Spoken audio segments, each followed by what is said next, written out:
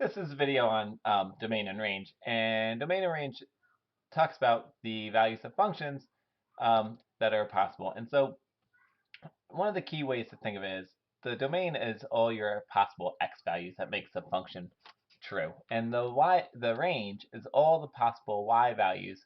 Um, but here's the catch: the range is dependent upon the domain. I'm gonna use four different functions to illustrate my point, and there's also different ways to record your domain and range. I'm gonna talk about this as well. So I'm gonna go to this graph, which is y equals 2 to the x. You'll recall that this is an exponential function because the exponent is our variable. So as the exponent's getting smaller, the graph's getting closer and closer to 0. However, there's no value for x that can never be used. Um, I'll explain that a little bit later. But for example, if I pick negative 1 million, that's fine. You get 2 to the negative 1 million, which is really, really close to 0, but doesn't actually ever reach 0. As you go further and further along, I could use positive 1 million, which is way out to the right, and 2 to the positive 1 million is some astronomically large number, and I can't even fathom it. So here's how I'm going to graph this. Okay, so the domain is really all the real numbers, all right, because there's no value that will ever make this function not work. So if I were to do a number line for, oops,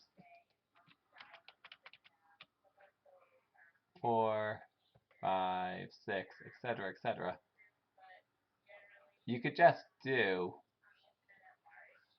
um, arrows in both directions. But really, interval notation, you would use parentheses because you can never bound infinity. So it would be negative infinity to positive infinity.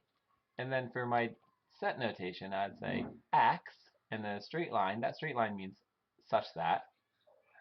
And it would be negative infinity. Oops, that's an 8. Sorry. Negative infinity is less than x, which is less than positive infinity, and set brackets. My range, though, however, my range, take a look at my graph.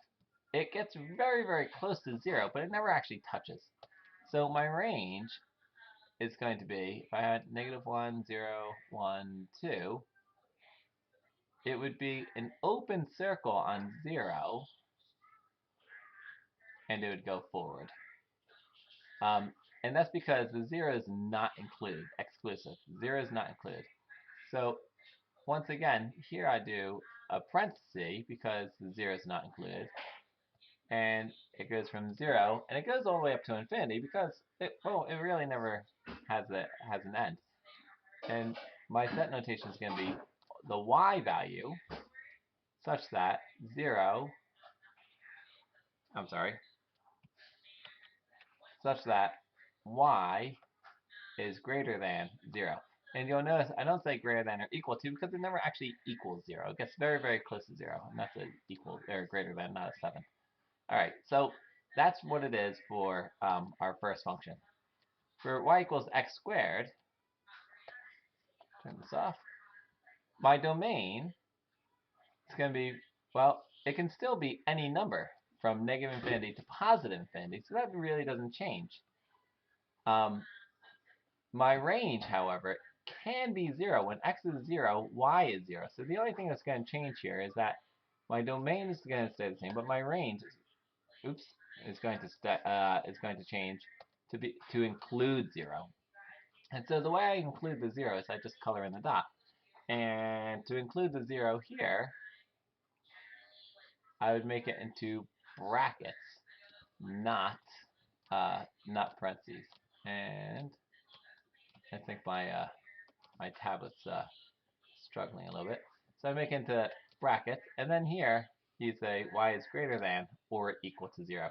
My range, however, my domain, however, stays the same. It's from negative infinity to positive infinity. We're going to look at two more very quickly. Here is y equals the square root of x. Now, once again, when x is 0, y is 0. So 0 is included in my range. But take a look. I can't have any negative values because if I have a negative value for x, my y value becomes imaginary. And we're not working with imaginary numbers here. So my domain is actually from 0 to infinity. So that's going to have to change. So let's see. I'm going to go over to here.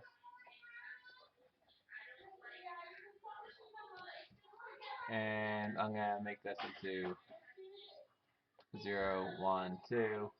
And like I said, the 0 is included, so that's fine.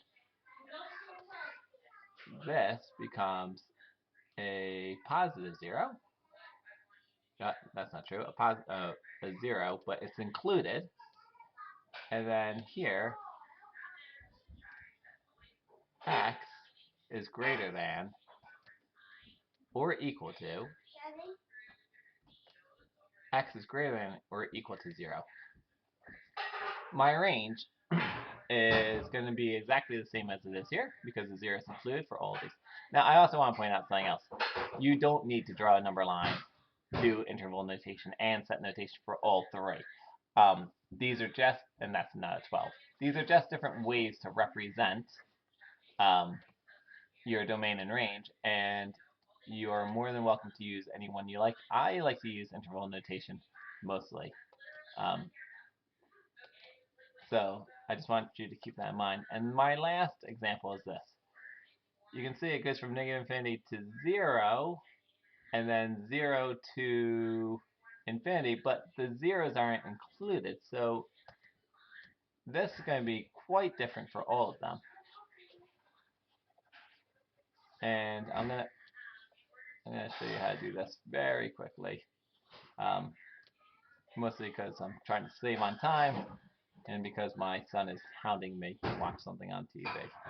So here at 0, it would be an open circle, but in both directions, -1, +1, it goes on forever. In set notation, you would say from negative infinity to 0, or 0 to positive infinity. And then here you can say x such that x does not equal 0.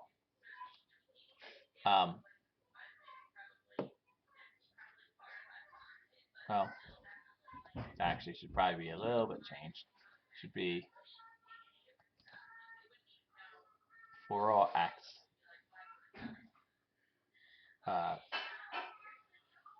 if x does not equal 0. And your range would be the same, except you wouldn't be saying x, you'd be saying y.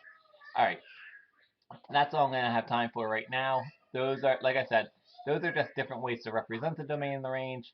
I want to just make sure that you understand the reason why is because you can get really, really close to the y-axis, and you can get really, really, really, sorry, that's the x-axis, really, really close to the y-axis, but you never touch either axes. So that's why it works. Alright, that's it. My kids are yelling. I gotta go. Thanks.